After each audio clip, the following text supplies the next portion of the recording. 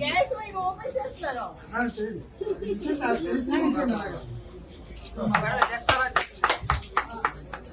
అట్లా పడుకోమ్మా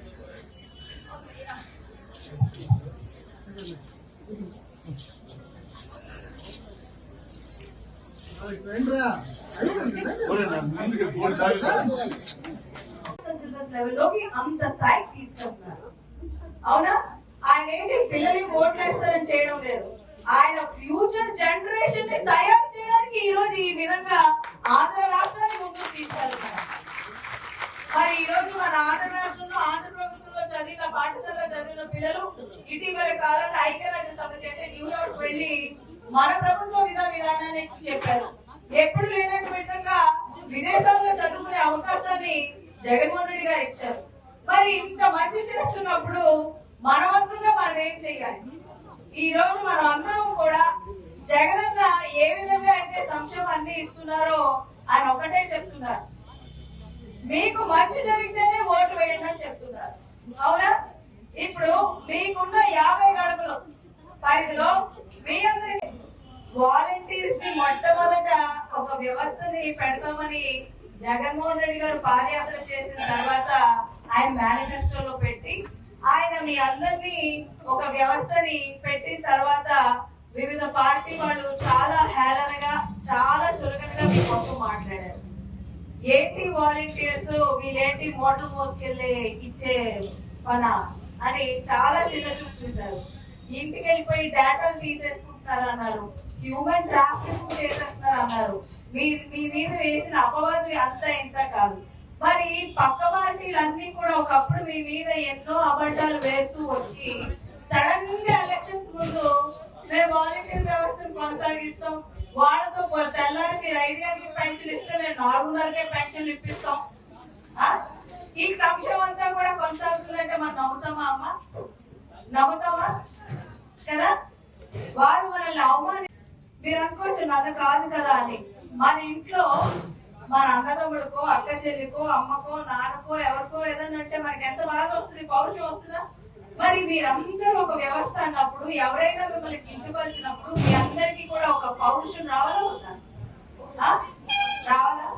ఎందుకు రావాలి అంటే మన నాయకుడు రాజసంతో ఉన్న పౌరుషం చూపిస్తున్న నాయకుడు జగన్మోహన్ రెడ్డి గారు.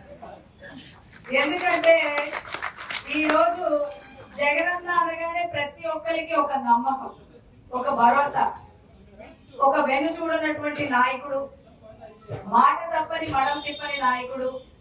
మరి ఏవైతే చెప్పారో 100% చెప్పిన హామీలన్నీ కూడా చేసి చూపించినటువంటి నాయకుడు. అవునా కదా? మరి ఈ రోజు మనందరం కూడా మన ఊర్లలో మన గౌరవంగా మీ అందరికీ కూడా చేయడానికి మీ అందరికీ ముందరే చెప్పేశారు, మీరందరూ కూడా వాలంటీర్స్ సేవా భావంతోనే చెయ్యండి అని చెప్పారు.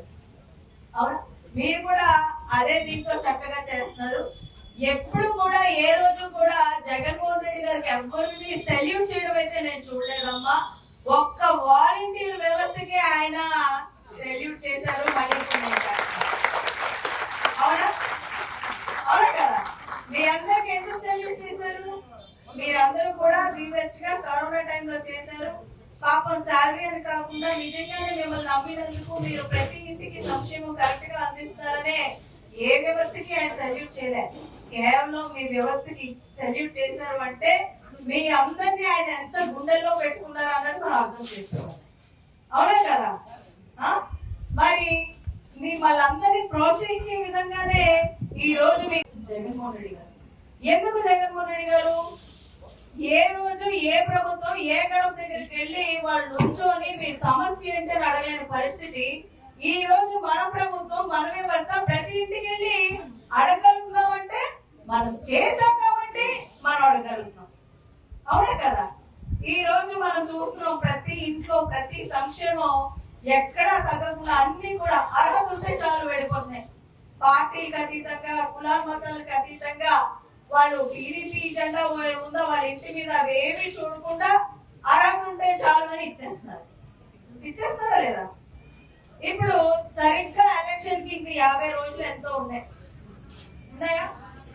మీరందరూ ఏం ఎక్సర్సైజ్ చేయాలి? ఈ రోజు మీరు కానివ్వండి, మేము కానివ్వండి, అందరం కూర్చొని ఇలా మాట్లాడుకుంటున్నాము అంటే జగన్మోహన్ రెడ్డి గారి ప్రభుత్వంలో మనం ఒక వ్యవస్థలో మనం ఉంటున్నాం కాబట్టి ఈ రోజు మనం